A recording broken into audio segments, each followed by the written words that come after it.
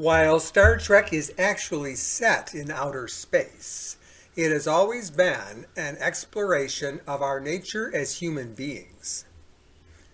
Our thoughts, emotions, memories, aspirations, what are they and what do they really mean? Advaita Vedanta is a set of teachings that came to us from India and provides clear answers to these questions and more. This YouTube channel looks at how the wisdom found in Vedanta is dramatized and illustrated in Star Trek. The first episode of the series, Star Trek Strange New Worlds, finds Captain Pike at his cabin in Montana, clearly bothered by something. Although reluctant to return to command in any capacity, he agrees to serve on one more mission before tendering his resignation to Starfleet. En route to planet Kylie 279, Captain Pike confides to Mr. Spock what is bothering him. They both served aboard the USS Discovery on a mission where Captain Pike foresaw and experienced his own death, or at least the end of the man he knows himself to be, he says. He admits that prior to this premonition he had really believed that he could cheat death. But that thought is long gone. We know from the original Star Trek series that he will eventually be severely burned and crippled on a future mission not quite 10 years in the future. Spock advises his commander that knowledge of death is vital for effective leadership. Suffering can be transformed into insight. Mr. Spock encourages Captain Pike to seek out what good can come from knowing the time and manner in which he will die. In modern times, many people believe that they are nothing more than their body and mind, so the thought of death does evoke the terror of total annihilation. Captain Pike has been reacting to the knowledge of his death by secluding himself at his ranch, effectively going on strike from life. Yet, our true identity is neither the body nor the mind. Rather, our true self is the conscious awareness that illuminates our body and mind and is with us always throughout our life from birth to death. Something Vedanta calls Atman, the divine self. Just as we can see each other because of the reflected rays of the sun, consciousness shines its light, illuminating the activity of body and mind. Notice that a computer's hardware, analogous to the body, and the software, comparable to the mind, generates no activity until we power it with electricity.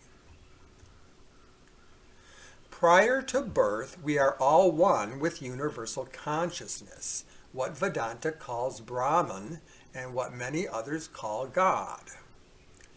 Through a power called Maya, God manifests him or herself as both the creatures and the diversity of objects and things that appear to make up the material world. We enter into creation at a single location and just one particular moment in time, seeming finite and limited, yet always remaining a part, and at the deepest level indistinguishable from the Almighty.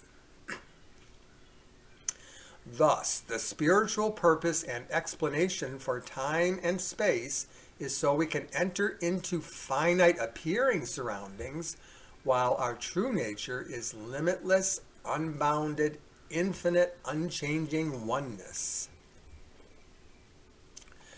While God is surely the creator of the universe, it did not happen just once around 14 billion years ago. It happens over and over again each morning when we wake up and open our eyes. Thus, all the scientific data that demonstrates the Big Bang gets recreated billions and billions of times and is always there when scientists go to look for it. This truth should really not be surprising, given that the quantum physics tells us that matter stays in a nebulous state of potentiality until conscious observers cast their eyes upon it. While premonitions of the future do occur, they are rare and mostly unpredictable. But, like Captain Pike, we all know that we are going to die. As long as we remain unaware of our true nature, we experience foreboding about the end of our time as just a body and merely a mind. Whereas, if we think of birth as arriving at the airport counter to rent a car, analogous to our body, for use while we're in another city, then death becomes simply returning the car at the end of our visit. In this sense, death can be thought of as returning home.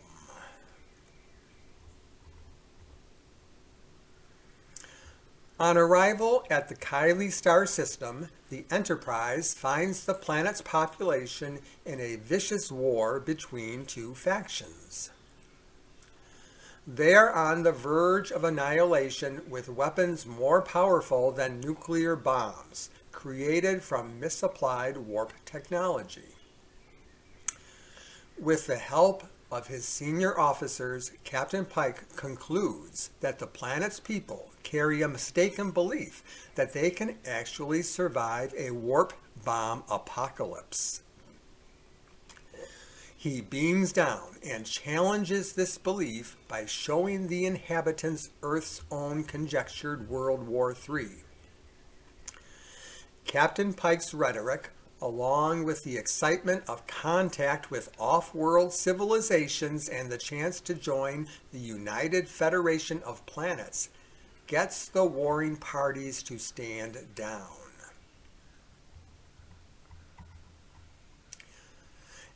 At the level of the mind, we all carry beliefs about the world we live in. Mistaken beliefs can and do change, though we usually need more than one speech from somebody for this to occur.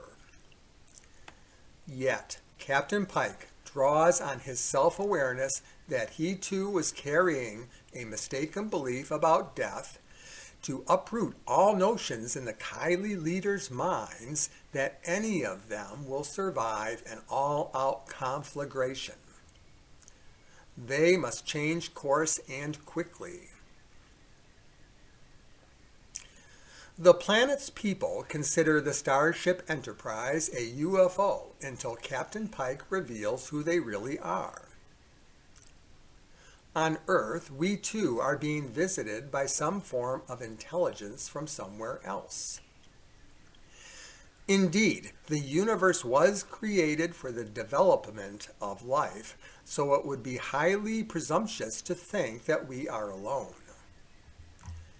Perhaps the screenwriters of this episode wanted to send a message to our off-world friends that we would welcome first contact with them, that learning about civilizations could help shatter some of the mistaken beliefs we carry about each other and the universe.